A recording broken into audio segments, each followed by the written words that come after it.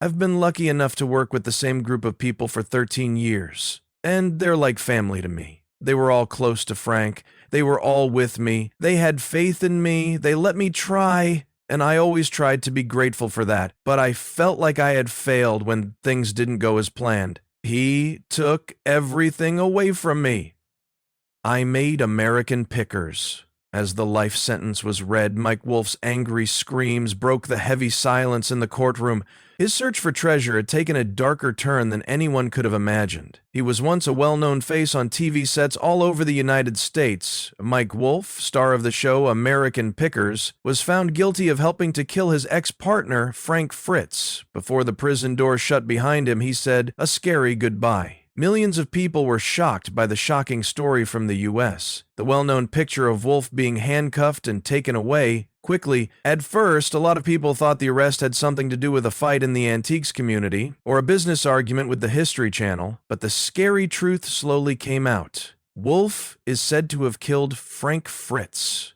Fritz died not long after Wolfe shared a memorial message on Instagram about how sad he was. "I'm so sorry to hear about Frank's death. What you saw on TV is what we had in real life.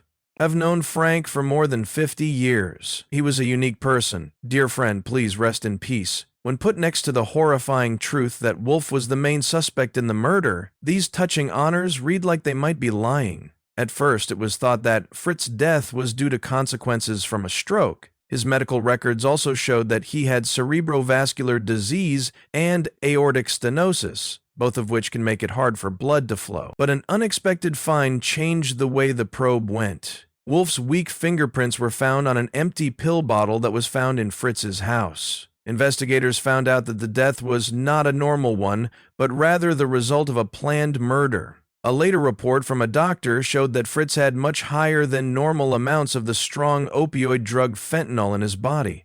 Since fentanyl wasn't on his medication, this made a lot of people suspicious. Due to Fritz's medical background and strict treatment plan, there was almost no chance that he would self-medicate. The police quickly honed in on the people who had been with Fritz in his last hours. As the probe went on, an American Pickers cast member gave police important clues that led them to where Fritz's body was found.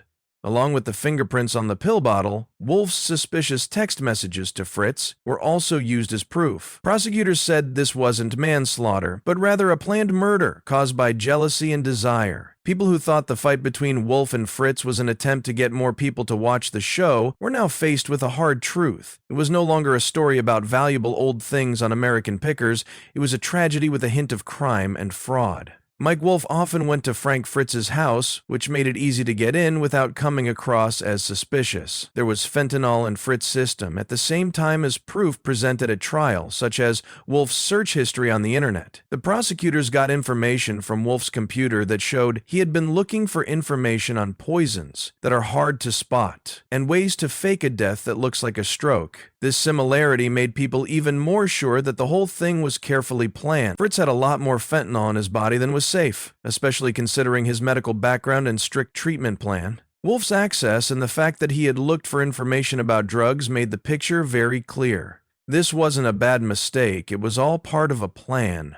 The main conclusions of the autopsy report led the Iowa State Police to reopen the case as a murder, with Mike Wolfe as the main suspect. The study was done undercover, and it focused on Wolfe and other people who talked to Frank Fritz in his last hours. Even the most experienced agents were shocked by what they found. A key clue was caught by accident on security footage from Fritz's quiet neighborhood. The police were called to Fritz's house 3 hours after Wolfe's car showed up late at night. At that time, when it was dark and everyone was asleep, there were doubts, especially since the two were having a rough time at the time. Mike Wolfe was the one who called 90999. He sounded scared on the phone as he said that he had gone to see Fritz and found him lying still. At first glance, the call seemed to come from someone who was really worried, but when police looked more closely, they saw that it meant something else. Was this done on purpose to make the perfect excuse and take charge of the story from the start? When the cops and paramedics got there, Wolfe looked very upset and was even said to be crying. But this didn't match up with the strange things he did right after Fritz was declared dead. It kept going. Mike Wolfe seems to have used what he knew about Frank Fritz's health to his advantage to set up the perfect crime scene to hide how violent he was. Wolfe had known Fritz for a long time and knew about his medical background, which included a previous stroke and possible heart problems. This made the choice to use fentanyl, a strong opioid, smart, since its effects could easily be mistaken for or make stroke signs worse.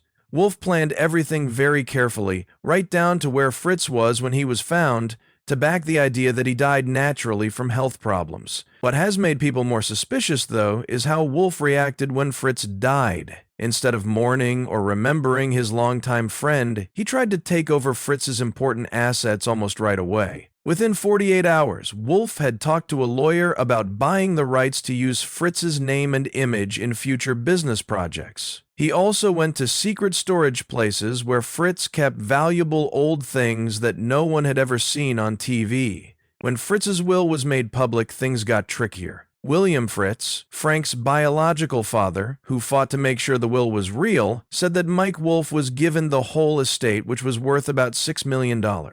This knowledge made a lot of people angry, including Fritz's family, friends, and fans. William Fritz had every reason to be suspicious since he was the only family member left. It was hard for him to believe that his son would leave all of his belongings to a friend, especially since his health was getting worse. Following the lawsuit, Wolfe got in touch with his own lawyer to protect the terms of the will. This move, however, did not clear things up. Instead, it made things more confusing. Did he really want to honor Fritz's last wishes?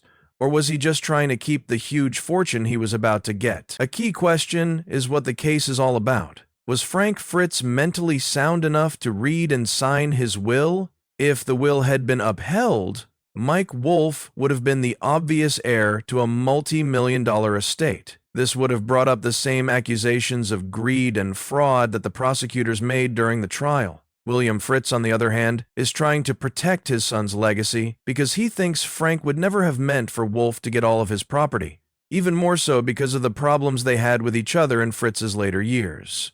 Wolfe's quick and planned actions support the idea that he no longer sees Fritz as a good partner, but as an obstacle that needs to be removed.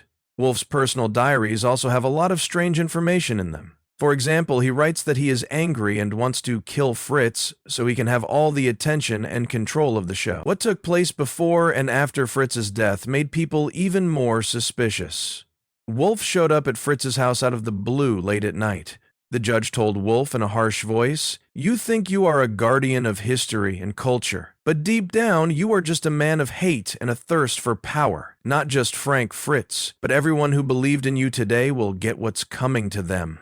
As the cold jail doors shut, Wolfe's last words were still in my mind. "Hey everyone, goodbye." Was it the man's last desperate cry as he faced his just punishment? Or was it just the last thing a master deceiver did? It's likely that question will never be answered. Millions of people around the world watched the hit reality TV show American Pickers, and the friendship between Mike Wolfe and Frank Fritz was its best part. They went on a trip across the United States together, looking for rare things in old antique shops and out in the middle of nowhere neighborhoods. Each place they went had its own story to tell. Their on-screen relationship looked strong because they worked well together. Both loved old things and joked around a lot. What made the show so interesting was how different their styles and skills were. People who watched American Pickers loved how naturally they interacted with each other, even when they had small differences. Wolfe and Fritz's relationship was getting worse behind the scenes of the funny scenes and dramatic bargaining. The fight got worse over time, especially after season 21, when Fritz stopped being there. Fritz was having major health problems, like heart and back problems, that made it impossible for him to keep going with the show. They were also farther apart because they had different ideas about how to do their jobs. Slowly took over more of the show's direction and is said to have set Fritz apart on purpose by talking badly about him to the channel's bosses, making Fritz feel left out and unfairly treated. The story of Mike Wolfe shocked everyone in the reality TV world, putting American Pickers in a dangerous situation. The History Channel quickly took down shows that had Wolfe in them and released a statement saying they were shocked by what happened and sending their condolences to the Fritz family. Many big companies also pulled their support from the show, making it hard to say what will happen to American Pickers in the future. The Fritz family has also sued to get back control of their collection of old things and show intellectual property. Their promise is to protect the legacy Fritz helped build while also taking legal action against the History Channel for letting Wolfe behave in increasingly out-of-control ways. Some experts have even said that Mike Wolfe might have a narcissistic personality disorder, which can get worse after years of being widely known and criticized. A forensic psychologist who closely watched the trial, Dr. Robert Keller, said that this does not excuse the defendant's actions, but it does help us understand the difference between having a nice public image and being really cold. People who are narcissistic may seem nice and calm in public, but they may be harboring a lot of anger and a strong need to control others. Fritz may have suffered deep psychic damage that had built up over many years when he left the show. The most disturbing thing is how Mike Wolfe used his fame to make money. In the weeks after Fritz's death, he used social media to show his sympathy and also to sell memory items. Because of this, prosecutor Sarah Donovan said in her closing statement that this was not only a crime, but also a plan to trick millions of viewers.